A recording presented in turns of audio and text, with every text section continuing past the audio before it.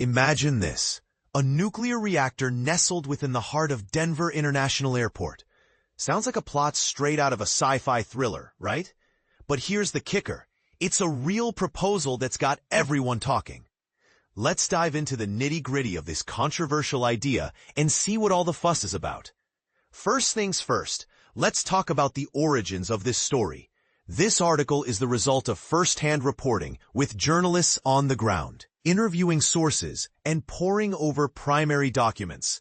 The journalist behind this piece is no stranger to the topic, boasting a deep knowledge of the subject matter and the community involved. Now, let's get to the meat of the matter. Denver's mayor and the airport's chief executive dropped a bombshell on Wednesday. They announced a $1.25 million study to explore the feasibility of a small nuclear power plant to fuel the airport's rapid expansion. But here's where it gets controversial.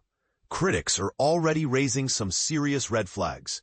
Phil Washington, the DIA chief executive, pitched the idea of a small modular reactor, or SMR, as a way to ensure Denver's energy independence. He was quick to clarify that this study isn't a commitment to any specific plan, but rather an exploration of options. However, the backlash was swift and fierce. Critics have a laundry list of concerns. For starters, none of these highly touted modular reactors have even been permitted, let alone built, in the United States. And let's not forget the elephant in the room. Nuclear power plants have a nasty habit of racking up billions in cost overruns, often leaving local governments or ratepayers to foot the bill. But wait, there's more. The U.S. doesn't have a single repository for spent nuclear fuel. That means radioactive waste is just sitting around, gathering dust at existing and decommissioned nuclear sites.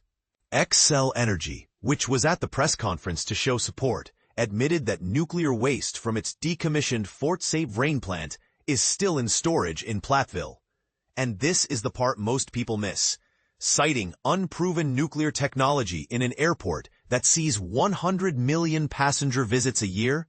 That's a recipe for disaster. But why bother with all that risk when you could just as easily install solar or wind power on DIA's sprawling 53 square miles? These green energy sources come with proven battery backup storage and can be up and running in no time with existing technology. Ed Lyman, a physicist and director of nuclear safety for the Union of Concerned Scientists, doesn't pull any punches. He argues that the safety, economics, and healthcare practices, it compounds the risk of all this problem. And environmental impact of nuclear power haven't improved in over 40 years.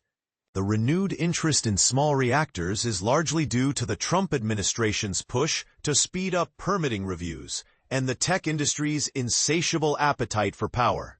But calling these reactors small doesn't make them any less hazardous or complex.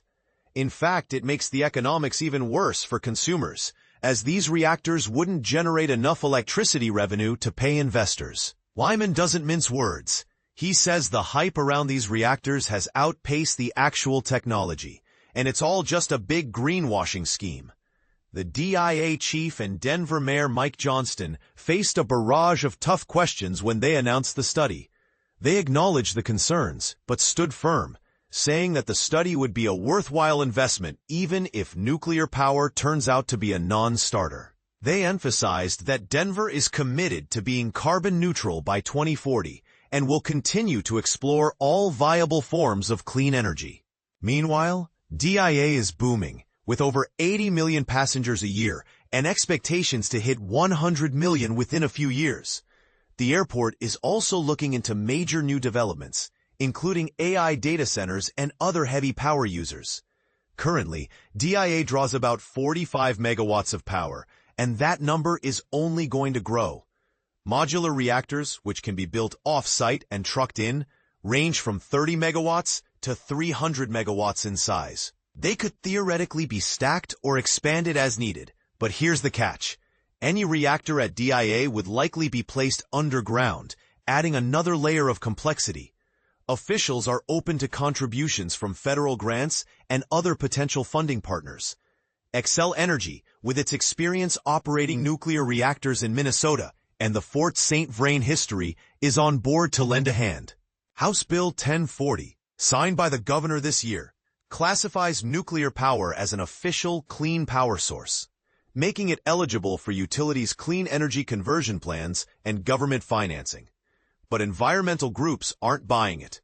They argue that the mining of uranium for fuel causes significant damage, and there's no viable solution for the spent nuclear fuel from existing reactors. Lyman puts it bluntly: any reactor built at DIA would turn the airport into a long-term radioactive waste storage facility. Patricia Garcia Nelson, an advocate with Colorado Green Latinos, challenged the officials to focus on proven technologies like wind and solar, which could quickly cut into ozone pollution and greenhouse gas emissions. But the mayor and the DIA chief aren't backing down. They insist that this study is just one piece of the puzzle in Denver's quest for carbon neutrality. They're not slowing down on their other ambitious climate goals and are open to exploring all options. So, what do you think? Is this nuclear power plant a brilliant solution or a ticking time bomb? The debate is heating up, and we want to hear your thoughts.